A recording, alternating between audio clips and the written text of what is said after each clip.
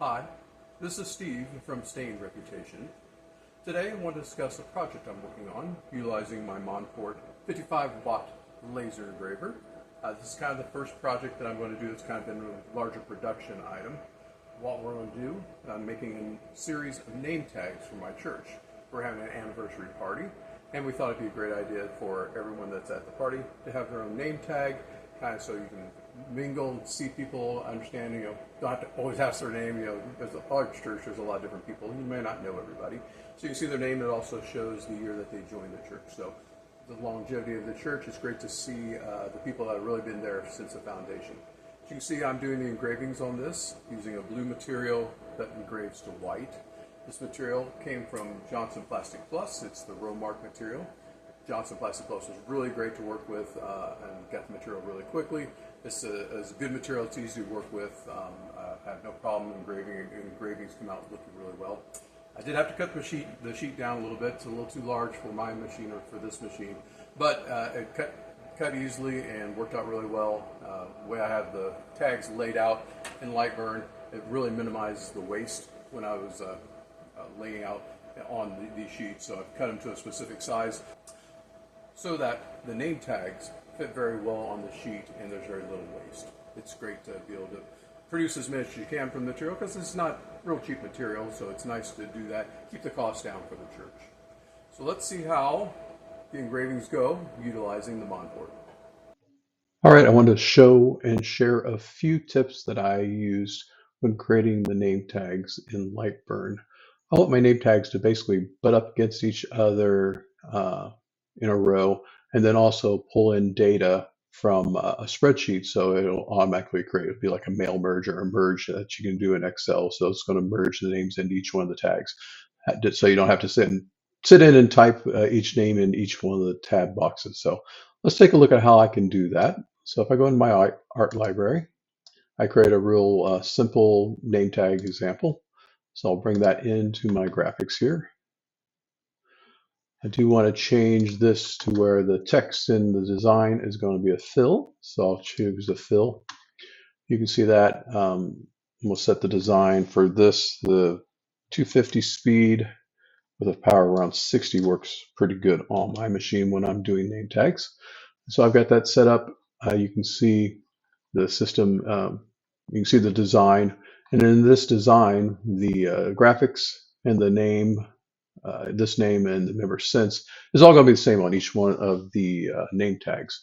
What I want to vary is going to be the name of the person and the year that they joined the church. So that's where it's going to pull the information in from a CSV file. In order to do that, let me break this out so I can get to the individual fields. For this, the text type needs to be, instead of a normal text type, it needs to be a merge CSV. So that way the system knows this is where the information it's going to pull out of the CSV file is going to place it into the system.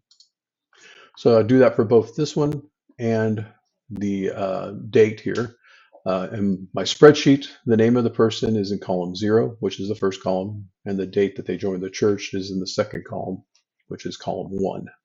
And you have to set up to where %0 is how you have to put in that information specifically so the system knows that that's the column it's going to do. So that's kind of the nomenclature you have to use when using the CSV merge file. So for this design, I need to go and say, okay, I need to bring in the information like a variable text, and that's going to bring in the CSV file so the system knows where to pull the data. So I've got a tab for variable data.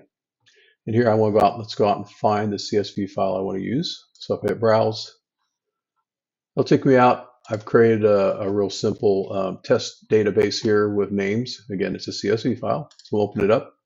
So now the system knows where the data is going to come from, pull into the tool.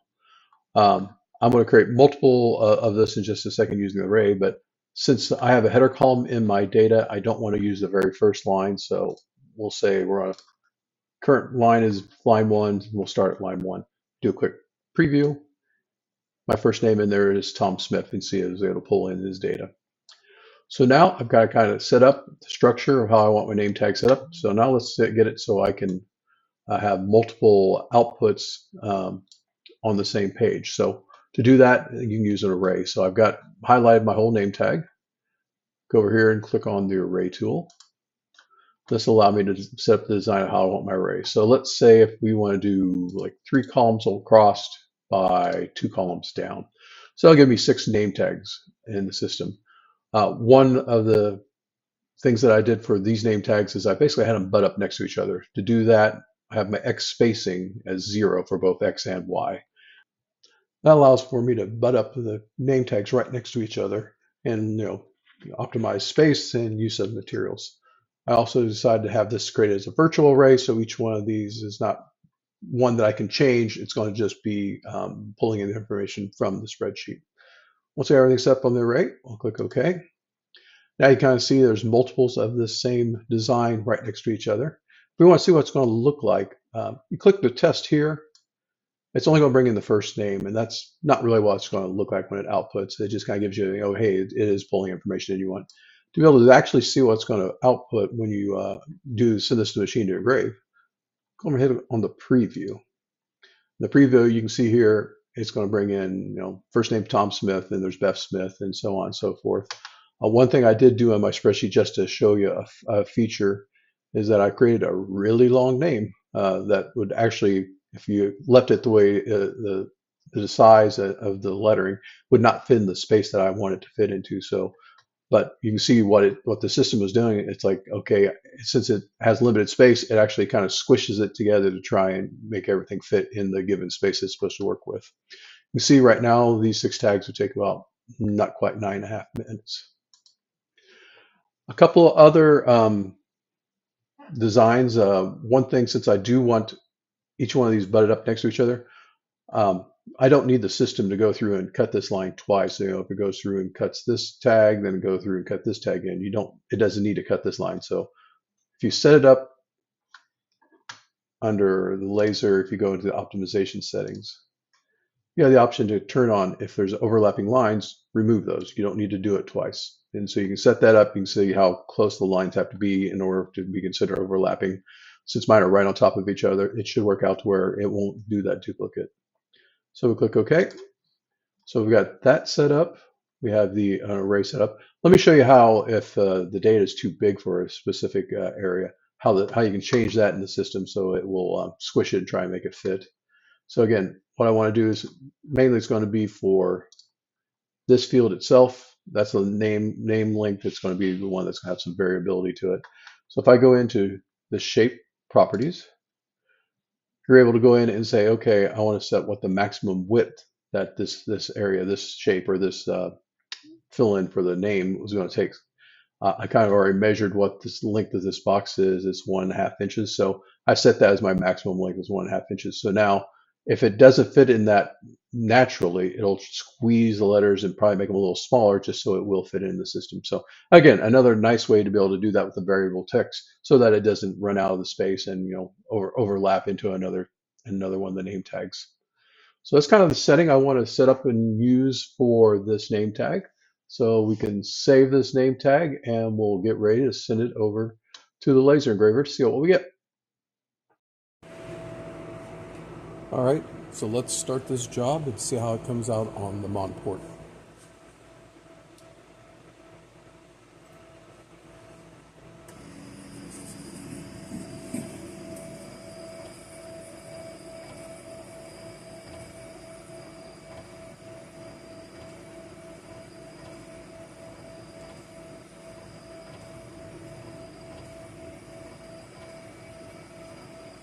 I'm using a partial sheet of the Romark material, again the navy blue that engraves to white. We're going to produce 6 name tags hopefully off this material, and we'll see how it goes. We'll let it run, see how it cuts, and just so you guys get a good idea of what the Onyx is capable of doing utilizing this material in doing engravings for a batch job of nameplates.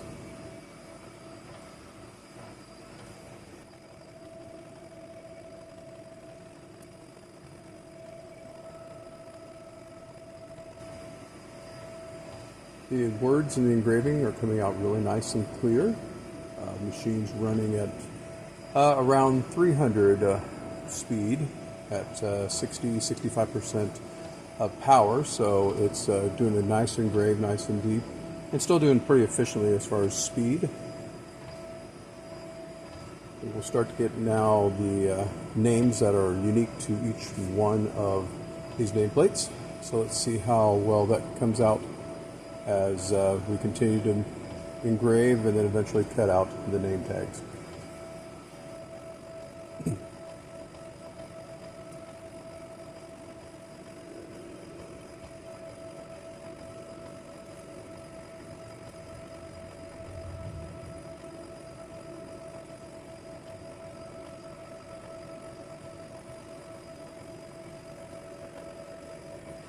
Just finishing the final words on the first 3 of the name tags. So far looking really good. You can see in the picture here that I am using some small magnets to hold down the material to make sure it doesn't warp as it heats up. That's one of the reasons as I set the setting for the cut, it doesn't quite exactly totally cut through to help keep some support so that the material won't kind of lift or warp. Alright, looks like the first one is just about done. Should go up and do the next 3. I just jumped up to do that. You can see how tight the spacing is between these two, and when it cuts out you'll see really there's very little wasted material around where each name tag begins and ends because I butted them up against each other in the design.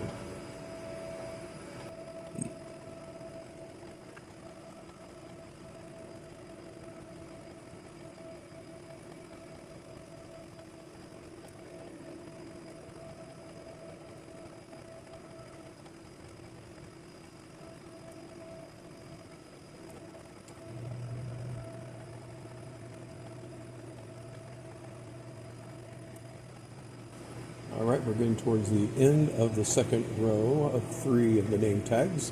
Just putting the name of the church here at the top. In a few moments, it'll start the cutout of each one of these nameplates.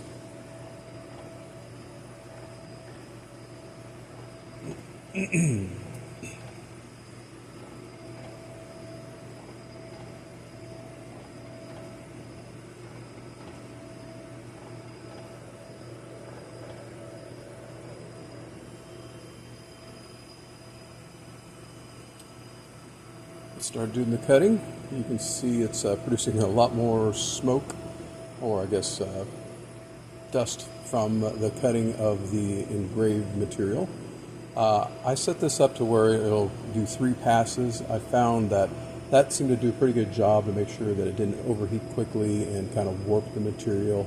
It cuts almost totally through, but it kind of leaves them still connected, so it kind of gives some support and a webbing to this as it's being used, and I can break them off very easily once I've got the panels or the nameplates or name tags out of the system. As you watch it do this one, notice that it will not overcut where it's already cut the line between them. It skips over it and goes over and cuts down the other 3 sides. Again, it makes it a lot easier. You don't need to recut that area. It's already been cut. Makes actually the cutting a little faster since it doesn't have to go through and cut that material again. So let's watch it finish here and we'll see what the final products look like.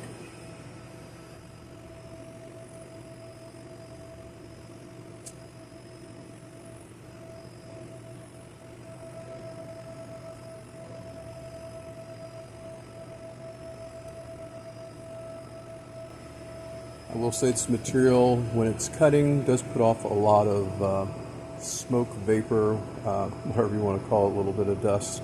So kind of the reason why I normally produce on the larger sheets, only do it half at a time, is in between I would actually clean the lens or clean the bottom of the laser engraver where it's closest to the material, just to keep it clean and be the most efficient. It would gather a little bit of dirt and dust at that area, so I thought it was always better to keep it clean so it would continue cutting and working and wouldn't damage the equipment.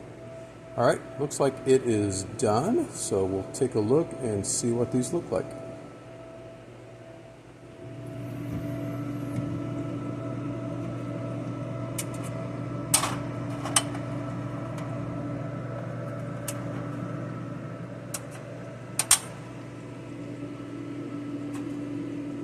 As I said, it's not quite cut all the way through, but it's very scored and very easy to take these out.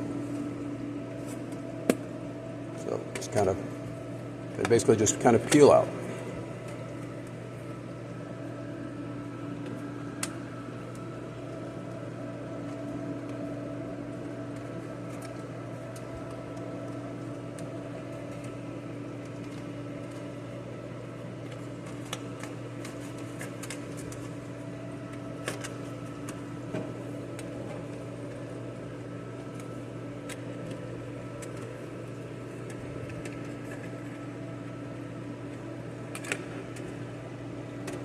All right, see, very clean cut, very good job, and very little material waste. I could add more to this sheet of material using the camera on the Onyx, which is great as far as positioning things, so I could reutilize for this sheet of material.